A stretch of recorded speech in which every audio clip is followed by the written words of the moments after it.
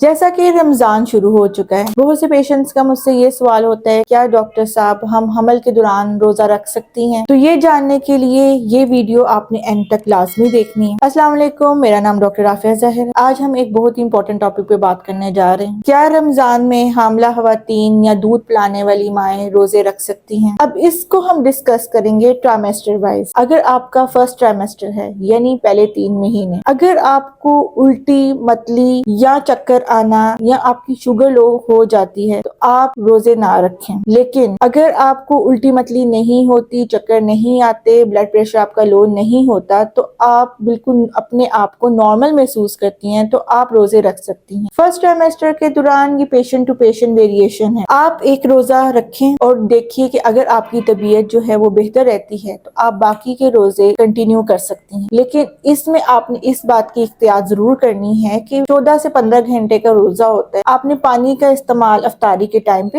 زیادہ سے زیادہ کرنا ہے۔ مذہبی طور پہ بھی حاملہ خواتین کو اور دودھ پلانے والی ماؤں کو اللہ تعالیٰ کی طرف سے روزے قضا کرنے کی اجازت ہے، آپ اس کو بعد میں بھی پورا کر سکتے ہیں۔ اب ہم بات کریں گے سیکنڈ ٹرائمیسٹر میں۔ اس میں آپ نے اپنے آپ کو خود اسیس کرنا ہے۔ اگر آپ کی طبیعت آپ کو اجازت دیتی ہے تو آپ جو ہے وہ ایک دن چھوڑ کے ایک دن روزہ رکھ سکتی ہیں۔ بے شک آپ پورے 30 دن کے روزے نہ رکھیں، عبادت آپ لازمی کریں۔ آپ ایک دن چھوڑ کے ایک دن روزہ رکھیں اور کوشش کریں کہ نیکسٹ ڈے پہ آپ نے پانی کا استعمال زیادہ سے زیادہ کرنا ہے اور اپنی ڈائٹ کو پراپر کرنا ہے تاکہ آپ کو روزہ رکھنے کے بعد بھی کمزوری محسوس نہ ہو۔ اب ہم بات کریں گے تھرڈ ٹرائمیسٹر جو آخری 3 مہینے ہیں۔ اس میں آپ کو یہی ایڈوائز کروں گی کہ آپ اپنے روزے بعد میں ادا کر لیں، کیونکہ 14 سے 15 گھنٹے کا روزہ ہے، اس میں بھوکا پیاسا رہنے کی وجہ سے بچے کی حرکت کم محسوس ہو سکتی ہے۔ اس کے علاوہ بچے کا پانی کم ہو سکتا ہے، آپ کو کمزوری محسوس ہو سکتی ہے، بی پی لو ہو سکتا ہے، شوگر لو ہو سکتی ہے۔ آپ یہی کوشش کریں کہ آپ اپنے روزے بعد میں ادا کر لیں۔ آپ کے اوپر اللہ تعالیٰ نے ایک اور ذمہ داری بھی دی ہے کہ آپ کے اندر ایک ننھی سی جان پل رہی ہے۔ اللہ تعالیٰ نے آپ کو ریلیکسیشن دی ہے، آپ بعد میں اپنے روزے قضا کر کے ادا کر سکتی ہیں۔ امید ہے کہ آپ کو آپ کے سوالات کے جواب مل گئے ہوں گے۔ میری طرف سے آپ سب کو بہت بہت رمضان مبارک۔ آپ کوشش کریں کہ رمضان میں آپ ہیلدی کھائیں، تلی ہوئی چیزوں سے اجتناب کریں۔ آپ کوشش کریں کہ رمضان کے مہینے میں زیادہ سے زیادہ عبادت کریں اور خوب اس کی برکات حاصل کریں، اور مجھے اپنی دعاؤں میں لازمی یاد رکھیے گا۔ اب میں ملوں گی آپ کو ایک نئی ویڈیو کے ساتھ، تب تک کے لیے آپ میرے چینل کو سبسکرائب کریں، ویڈیو کو زیادہ سے زیادہ اپنی فرینڈز اینڈ فیملی کے ساتھ شیئر کیجیے گا۔ اللہ حافظ۔